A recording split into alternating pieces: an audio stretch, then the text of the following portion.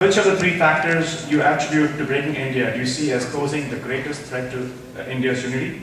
And how hopeful are you that we will find a positive solution to this issue? Asked by Sira Rao. Well, in terms of which factor is the most dangerous is very difficult. The factor to solve the problem is, I think, awareness and re-education and taking control of our own study of history. The study of history has been outsourced. So I would say that the one thing I would attack very vigorously is the knowledge industry about India studies, South Asian studies, has been so much co-opted. A large number of Indians are in it, but under the umbrella and under the influence and funding and direction of ideologies and theories which are not very sympathetic towards our tradition. So taking that over is the most important thing we have to do. Now this has been my passion for 20 years, but I have not succeeded because you want to get leaders on your side, but a lot of our leaders are themselves misinformed and uninformed and more pursuing their own personal goals out of it rather than really being committed, whether these are, government or regular leaders. And then when it comes to the masses, if they were on board, then you could mobilize them to get rid of leaders. But the masses are into selfish pursuits, into who's got a big house and a car and making more money and things like that. So, and then those who do believe in the pursuit of dharma tend to do it for themselves and do not see the bigger cause as relevant. And it's always easy to find some excuse why it's not my problem kind of thing. So I would say the solution to all our causes is greater awareness. My personal role is to spread awareness to a point where people cannot deny it anymore, people cannot be asleep anymore, and then solutions will emerge as a result of that. But I do not offer a silver bullet right now that says you just load this bullet and you'll be set. I think each of you needs to read this, read other things like it, get involved and mobilize 10 more people. If each of you could mobilize 10 more people in Houston, maybe a year from now we'll have a gathering 10 times as big. Next question to Rajiv again. How can we help influence US policy using this book? Okay, a very concrete thing you could do is there's about 150 or so US congressmen and senators who are part of the India caucus. That means they're part of trying to build relations with India and so on.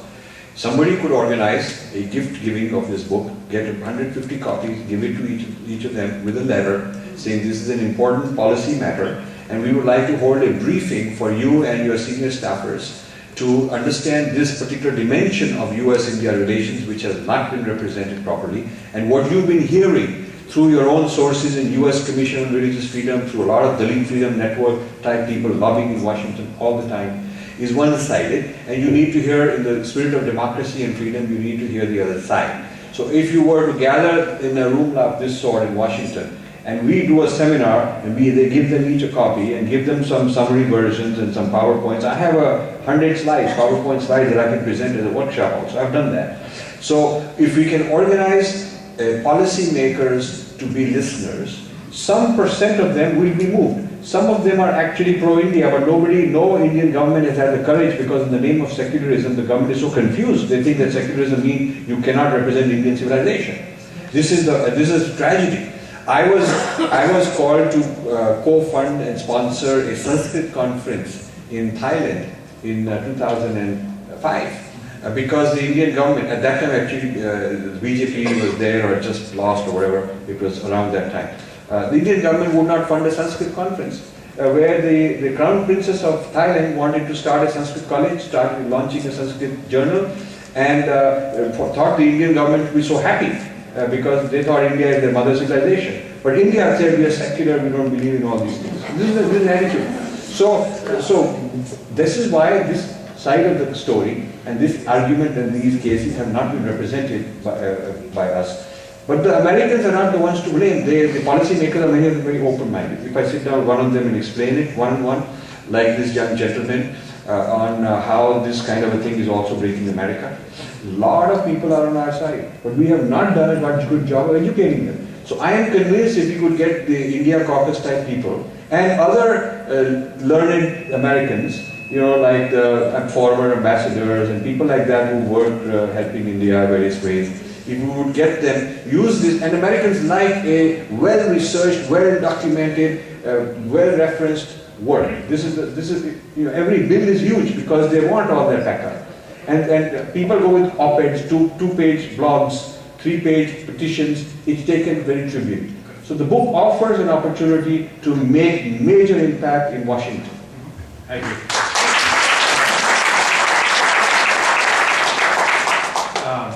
Has this book been published in other languages, including other Indian languages? Well, we have an agreement with a leading Tamil publisher. And my experience has been very unfortunate, disappointing with the responsiveness of a lot of people who volunteer and who offer to do work and then they don't do it. So this agreement with the Tamil publisher was back in last year, about a year ago. And so one of the major roles of my co-author actually is to be translating Tamil. So he's been doing it. And this publisher has agreed, it's done, then some footnotes are needed. Always there's some excuse.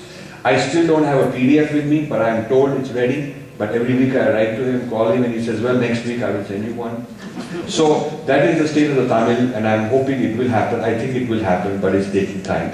Then when I presented in Delhi, there were 2 or 3 separate events. In each of them, somebody volunteered to do a Hindi version. So an advisor of mine, Professor Dr. Taryal in Atlanta, has taken the lead to coordinate with these people, and Dr. Bhudev Sharma, who was the founder of Waves in Delhi, is coordinating from that side. And they have organized a group and taken the responsibility to produce a Hindi version. So those 2 versions, at least there's a good hope at some point will happen. And I've got an offer from Prasad Yalamanchi that he'll do a Telugu version. Okay. But I have not seen the details, but I would like to see that. So we would like this to be done, you know, and produced in that way. Now we have a Kindle version already. We have posted to iTunes, but they have not yet put it up. We don't know why. It takes them 2 weeks or whatever, but we have not yet. It's not operational, but our job is done. The e-book is ready. So we are trying our best. And you know, books of this sort, the mainstream publishers don't touch it. It is so contrary to the opinions of everybody, all their peers and everybody. They don't touch it. It is therefore, I have to import thousands of copies, put them in my garage and carry them around and depend on good people like you to distribute it. It is therefore largely, the job of the author in this case is not over when the book is ready. The job of the author then turns into all these kind of activities. So it is very difficult to market a kind of a book which is taking a totally contrarian position as compared to a book that were sort of playing to the gallery, telling them what they like to hear. And so many people, nice book, all these India books are like that. None of them, you know, I would one day write a book where I take on Shashi Tharoor and Pawan Gupta and Amartya Sen and Sunil Khilnani, all these guys, India books, exceedingly shallow in terms of their knowledge of Indian civilization. Their idea of India is, it starts with the Mughals, who bring in, you know, sitar and tabla and chicken tikka and all that.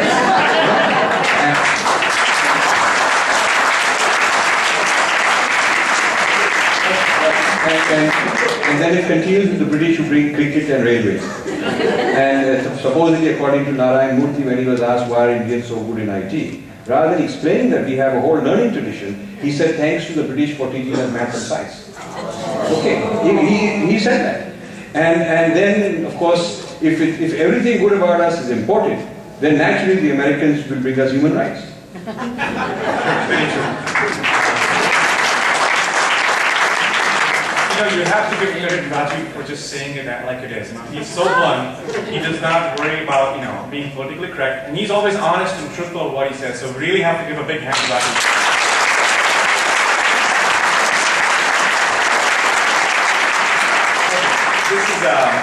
This is a devil's advocate question. It says, evangelicals are reacting to the conversion of Americans to Hinduism by ISKCON and other organizations. What is your response to this? Okay, I think there is, at one level there seems to be a parallel, but it is not a parallel.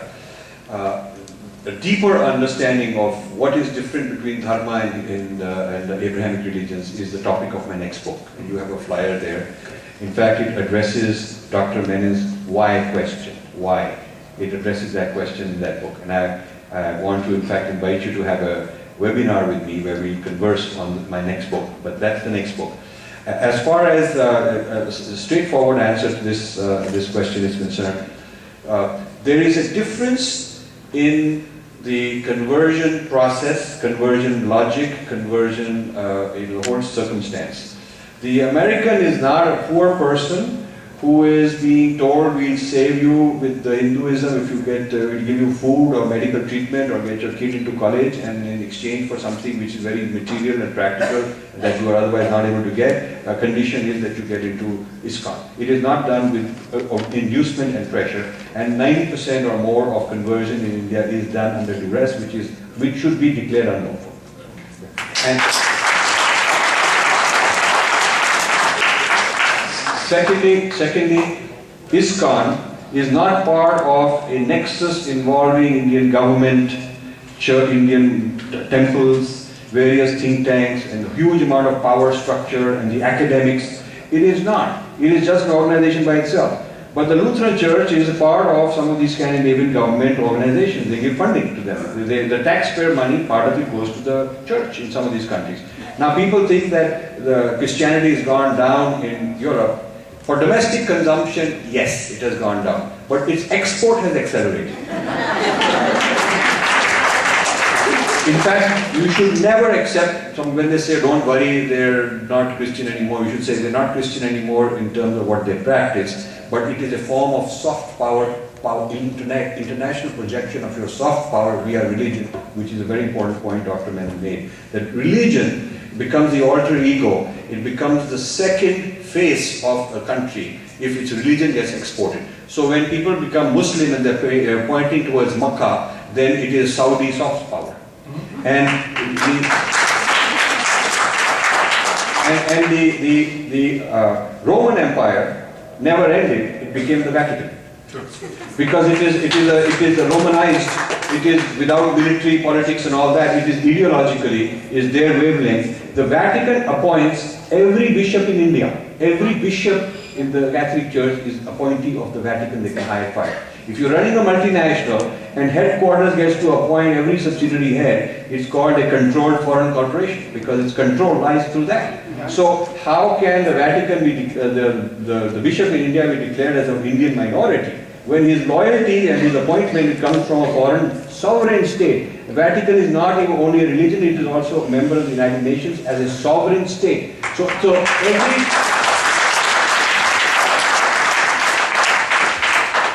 every Catholic church with an appointment, the head being an appointment of the Vatican, should be declared a consulate of the Vatican.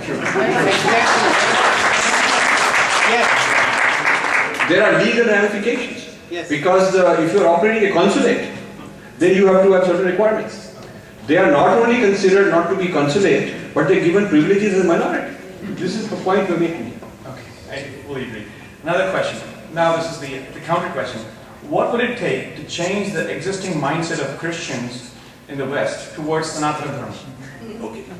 The longer answer is in my next book where I'm giving them Dharma versus Abrahamic religion comparative study. Okay. I've got 5 major differences and on each of them I'm giving them a very strong dharmic response. It's a Purva Paksha, which means reversing the gaze back at them. That's what the whole book is about.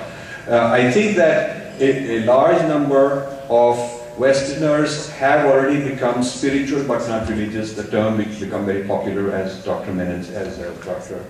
Madanlal Goyal said. And they are joining a whole lot of these quasi-Hindu yoga, meditation kind of organizations. We missed the boat over the last 40 years to really make them solid Hindus. We could have. Buddhists, when a Westerner comes, they initiate him, they declare him a Buddhist, they give him part of the Sangh and he's now part of a community. Westerners are groupies, they like to be part of a community. They don't like this. It is too much challenging to say, oh, you got to be on your own and just do your own thing. You need, because for 1,000 years they've been conditioned to be part of a flock. Somebody has to manage them. Centrally, somebody has to give them orders. It's like when I was working in some place, you know, something unexpected happens. The Westerners are very chaotic. They're very confused. They need orders. The Indian go around his own job, you find happy. You figure out. In fact, one of the chapters in my next books is called How the Two Civilizations Differ in the Way They Manage Chaos. The Indians are able to manage diversity, improvisation, which Westerners call chaos, but we don't think of it as chaos. So comfort with all that. So when you look at the West, they are a congregation-oriented, a group-oriented, a corporate-oriented, an institutionalized-oriented mindset because they've been brainwashed for thousands of years that that's the only way. So long-term yoga can give them freedom from this kind of collectivity. Long-term. But short-term, we need to hold them with some such sangha-like organizational support, which ISKCON gave. ISKCON was successful until they took legal action because it was getting very dangerous because ISKCON was being very successful. Until then, they were successful because they gave a group identity. Buddhists are giving that kind of a collective identity. Hindu gurus are saying that you don't need it. But Hindu gurus do not understand the Western psychology because in my house, we had a large gathering of Princeton day schools, mostly white kids. My children used to go there. So we had a gathering of parents and teachers that come back from India, from visiting an ashram. And the head of the ashram, I won't name him, but he's a very well-known Swami, head of this big, largest ashram in Haridwar. He was there, and one of these guys would come back, young boys, he'd come back from the India trip, was so moved. Many of them were moved. They were all asking him questions. One of them said, Swamiji, how do I get initiated? And would you be giving me, could you give me a mantra?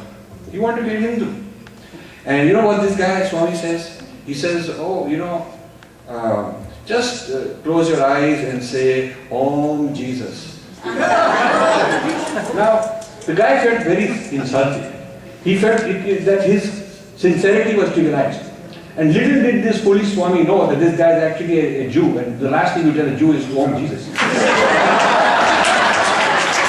So I think it is a naivete. We have a tradition called Purva Paksha, you study the others. But we should have been doing, our leaders should have been doing Purva Paksha of Christianity and Western thought and Western history and Western philosophy, and they would not be so naive in dealing with Westerners. Westerners came begging, craving to be included in the 60s and 70s. And we could have produced by now 20, 30 million white Hindus in this country, official white Hindus in this country. We could have produced had our gurus known what to do about them and not turn them away. Many of the people who have done U-turns and gone back to Christianity and back to Judaism after being practicing all this yoga meditation for 10, 20 years, I've interviewed them for a future book. And many of them said the reason we did it is we didn't feel that they fully admitted us and included us as one of them, that they turned us away. We were dying to join, but there was no place, nothing to join. They kept saying things like nothing to join or everything is one and so on. And this is the problem. Very nice.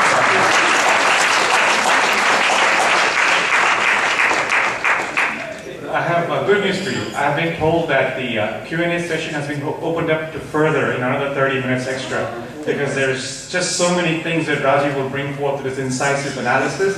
And so, Bhavani, you should not point the time cards at me. Okay. This is a question from my good friend, Mr. Desh Kapoor. He says, your book is a great work on exposing the nexus. How can we create an institutional framework to counter it? What will be the main components of that? That was the first question. Second question, can someone else use the detailed research that you have compiled or collected? Can someone else use? Yes, can someone else use that detailed research material that you have collected? Yeah, I mean the second answer is an author is always honored and delighted and happy if people reference it. So you can always quote references. I've given all my references. And if you need further details as part of your project, write to me and I'll be happy to supply you that. As far as the first question is concerned, an institutional mechanism, first we need to take control of India studies. We need to take control of India studies institutionally, which means Like the US State Department has a funding called Title VI, under which they fund South Asia studies. There are about 35 colleges which are funded to be part of South Asia studies. In India, there is no India Studies program with a strategic vision, or America Studies program, or Pakistan Studies program. We just don't have that international studies mindset in our education. So we're not producing the next generation of scholars who can be counted upon for this kind of research. So we need a whole HRD transformation to create a very nation-oriented, nation-building curriculum which looks from an Indian point of view to the whole world, including India itself. So this is what we need. I've been told by JK that we don't have an extra 30 minutes, we have an extra 10 minutes. Well, thank you. Much better, we'll fly. This is a question by Pradeep Parekh, again to Rajiv. He says the US Constitution mandates the separation of church and state and prohibits establishment of religion. Thus, is not the US government in violation of the Constitution when it devotes so much resources to promotion of Christianity abroad, especially in India? If yes, can this be reversed with a lawsuit in the US courts? I think this would be a good lawsuit to test to get some people on your side who are anti, there's a lot of American groups on the left who are against this government role in Christianity. The mechanism they are using is two mechanisms. One is called faith-based initiative, which Bush started, and unfortunately Obama has expanded. Bush started this business that government, rather than providing social services to poor people, will give the money to the church and let them do it, which of course gives them power, those guys power. And this was debated and argued, a lot of opposition, but it went through. And that is the law. And what Obama has done, in a nutshell, is to globalize it, and now there's faith-based initiatives which are being done via religious organizations, which basically means mainly Christianity, to foreign countries. So now the US government, if it wants to do humanitarian aid somewhere, it can either do directly, or the USAID organization, which gets all this money to give, will then give it to another NGO, which is a church-related NGO. Second deterrent to all this is, to a lawsuit, is that they operate through NGOs which are hard to nail down. It's very difficult to say that this is part of the Lutheran Parivar. It is very hard to say that. Or it is hard to say this is part of the Vatican Parivar, this particular NGO. Because, they will put all their padres and all their theologians, those guys there, but those guys will say, we start our own NGO, we're doing our own work, like that. The burden of proof requires a lot of field work. You've got to go with cameras, you've got to go with to show their nexus and how they're relating. We have done a very big beginning. But as TRN said, it will take 100 dissertations, 100 PhDs to do more research on these things to really complete the whole picture. We've opened this door, but more people have to get in. So if a lot of data is gathered, I think there can be and should be litigation that the US is violating this by going overseas. Now their response will be a buzzword called human rights. They say that, the biggest people pushing through the legislation of human rights for the last 100 years for US intervention overseas has been the church. I've got several books on American history written by American historians, well-known historians, on the history of the church getting involved in the name of religious freedom and labor rights and human rights and whatnot. They pick issues, whether it is child labor, whether it is the role of women, whether it is to help these people or those people. They pick issues after looking at what's the potential for evangelizing worldwide using that issue. So they pick a social issue, then they brand it, they do a lot of research for many years and they lobby to get it as part of a human rights.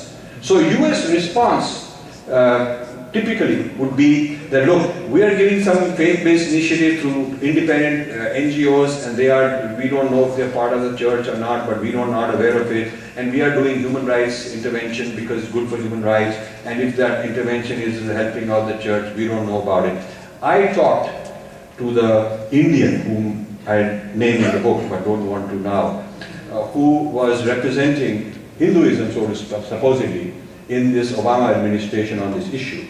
And I really take her to task in this book for being complicit on this. And her response was that, I can't do anything because they are saying that, since we don't have proof that it is being misused. So the burden of proof given to us is very high. But the burden of proof for others to accuse Hinduism is very low. All it takes is a few people there to claim that something has happened. There is no court ruling. There is no independent verification. It shows up in a few church newsletters and gets quoted enough times that it becomes fact. And then it comes to the US Congress and it is taken as fact. So much of the evidence that the US Congress has relied on in the Commission report is unsubstantiated and uncorroborated, we point out in this book. Excellent. From your research, this is a question from Sudesh. He says, from your research, I would like to know when historical discourse for caste discrimination started. Was it prior to British India? Well, caste is an exceedingly complicated problem. There's no simple answer. You will get many answers to all of this. There's certainly jati varna, no caste, jati varna for a very long time. And there's certainly discourse of both kinds. If you want to prove that there is a varna flexibility and jatis can move up and down the economic strata, you will find a lot of evidence of that. You will find a lot of evidence of certain jatis that were doing very well, and then during economic bad times they got downgraded. You will find a lot of evidence of people who are Shudras becoming Brahmins and becoming great learned scholars. You will find evidence of that kind, of fluidity, flexibility, and against birth-based fixation. But you will also find evidence of the kind where there has been prejudice. And so in pockets there has been prejudice. Even today there are some Shankaracharyas who will tell you right away that they believe in birth-based caste, and they will tell you that. So you will find segments of dharmic society which are very fluid and mobile throughout history, and you will find segments that are not. But what the foreign people did is they took the segment which was not so fluid, took that interpretation, tried to standardize it, and tried to make it into a kind of a homogeneous approach to managing India in this hierarchical way. So you cannot say that they invented the caste system. They took certain aspects. It's like if 5 of us sitting here are of different wavelengths on a certain issue, and somebody picks one guy and says that's the one that suits, and I'm going to impose it on everybody. That's how the current caste system came about, by privileging certain interpretations and certain views and tampering with the internal fluidity that had existed. We have another 5 questions. This is from Dr. Rudhanath Talukdar. He says, what in your opinion is a major factor or factors which hampers unity of Hindu activism? I think there's so many factors involved, but I would say some of the major ones are, we have not produced leaders who are selfless and really educated and qualified and well-read. I find very few of the Hindu leaders that I go around have read, I have even the capacity to read large books, large volumes. But we are up against opponents who are producing knowledge, and they are highly educated and they're very well read on Indian sociology and Indian kind of stuff. Whereas our own leaders want a 2-page brief, their attention span is 10 seconds, they're probably, with this, moving their remote control around kind of mindset, So the old age of serious thinking, serious research, long-term investment is not found that many in that many leaders of ours. This is a very serious issue. And I think the spiritual leaders, the religious leaders have become too myopic. They're only interested in their own particular organization being okay. And they're not looking at Hinduism at large. In fact, I was a speaker at the 25th anniversary of the Arshidadya Gurukulam, just last month. And Swamiji blessed this book, put it up there, told everybody, you must read it. By the way, Swami Dayananda Saraswati ji is the one who launched the book first in Chennai.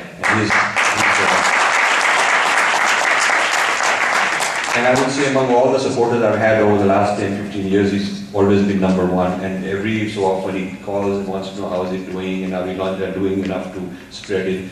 And if you go to the breakingindia.com under videos, just click under videos, you'll see many, many videos. See Chennai launch, you'll see Swamiji's talk there. So in that, the reason I mentioned this is that in this Arshidadya Gurukulam talk I gave, I made this point that the first, in modern times, true ambassador of all of Hinduism went globally was Vivekananda, Swami Vivekananda. That he didn't go for one organization, he went for the whole thing. In my lifetime, when I was a kid, Swami Chinmayanand, I used to go to Connaught Place in Delhi, and all of summer long he would teach Gita. Every year my parents would take us to learn Gita from Swami Chinmayanand. He became Hinduism's ambassador at large and didn't worry about whether it's for his organization or it was for Hinduism overall. And then I made the point that today that mantle has been taken over by Swami Dena Saraswati.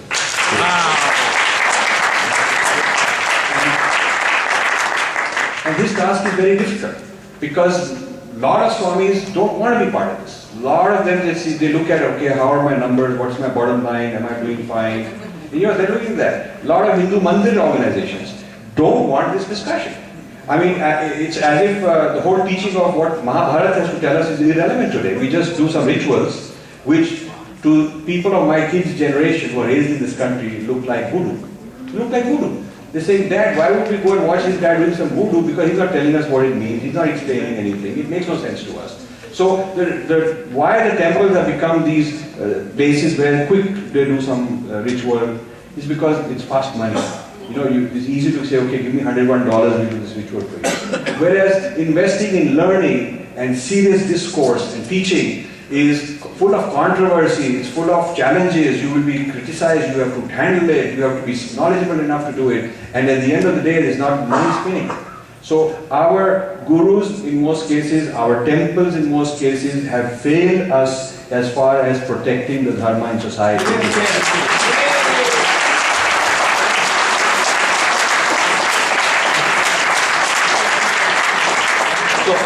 So if I may, what we need is a consumer revolt, which means the public is the one who gives the money. If they are the consumers, and like Gandhi was one of the pioneers of consumer revolt, saying, okay, we won't buy their cloth, we make our own. So it's the consumers, the public, who go to a temple, who have to start demanding that we want knowledge from you, we want discourse from you, we want to know about the international Kurukshetra of our tradition and what is our Purva Paksha of Christianity and of Enlightenment tradition and Marxism. We need to know all that. This ties in with another question from Dr. Priya Balakrishnan. She says, does the response to these threats have to be a collective effort or an individualistic effort? And are there bad consequences to an organized collective response?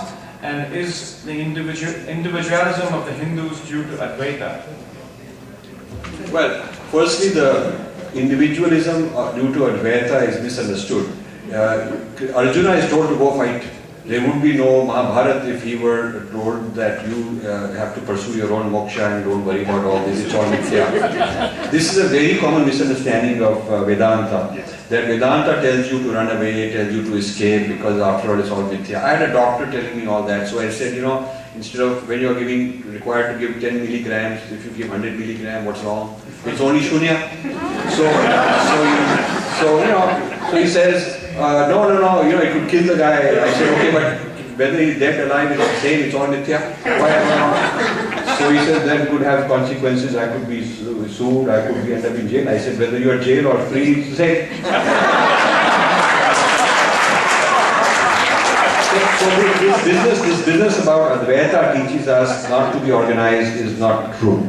This is again a foreign intervention. I have not written in this book, but I am writing on this. That the interpretation of Vedanta equals kind of escapism, non-action, running away, too much nivritti mark. This kind of emphasis has been encouraged during colonial times because it could be looked at as clean Hinduism, whereas a lot of other things were so un-Abrahamic and couldn't be accepted by the Abrahamic people, especially Tantra, for example, or anything that has to embody the body. That Hindus started realizing that in order to survive, as a survival strategy, we dish out the kind of Hinduism they'll accept, which is colonization. You get colonized when you accept the colonizer's model of who you are. So this escapist Vedanta came out of that. But prior to that, if you look at the Hindu kings, how they were ruling, There were Kshatriya kings for a long time. If you look at the Harappan civilization, we have books on ancient Indian history of science and technology. We have a few volumes left. The material progress was huge in the Harappan civilization, and the progress of India in metallurgy and in textiles and in agriculture and in medicine, none of that is escapist. They're all this worldly, practical, physical, material benefits that our civilization also produced. So ours is a civilization where we did not have a clash between earthly living and transcendental pursuit. We also learned the art of earthly living in a dharmic way. So it is not that you have to I'm going to ask you 3 questions and you're free to answer any of them because we don't have time. Sure. First question is, how do you fix the non-results oriented approach of Hindu organizations? Because it seems that the Hindu organizations do not want to be held accountable for anything. True. Second one, can you comment on the book Jesus Lived in India? 3, is the presence of certain elements in Indian polity a catalyst to the Christian appropriation of the Dravidian and Dalit movements? So the first and third are already touched upon. Second one is an interesting one. Did Jesus live in India? I don't know because I wasn't there.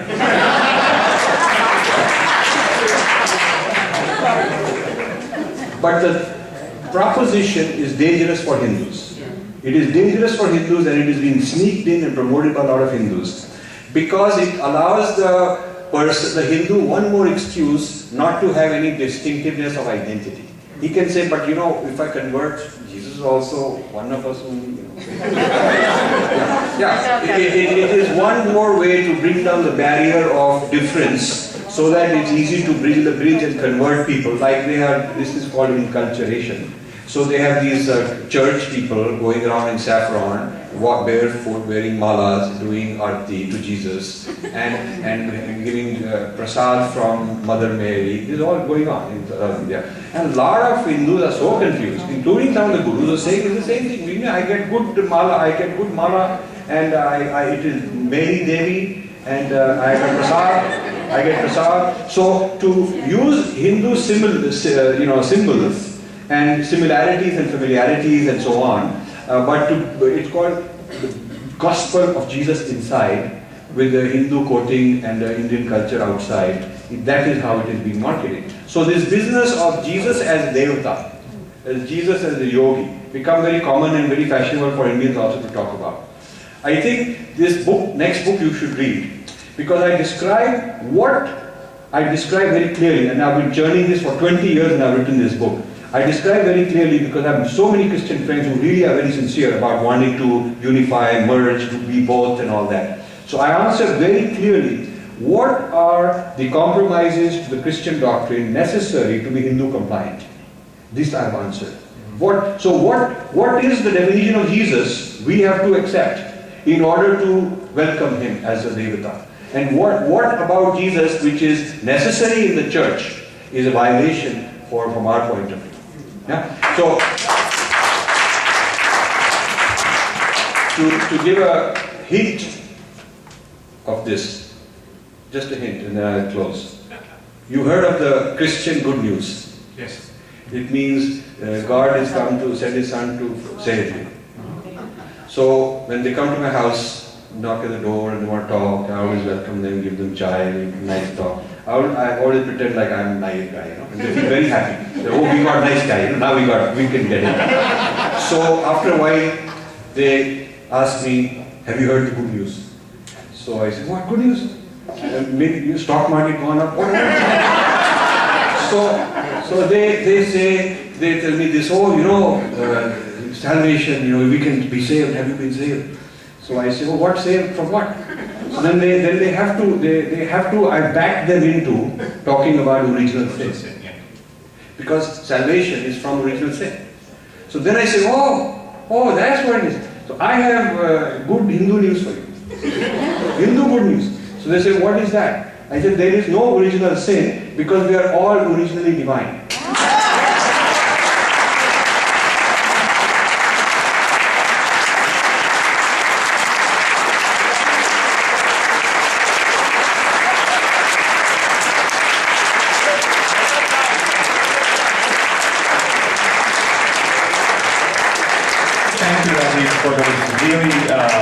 incisive and very witty answers.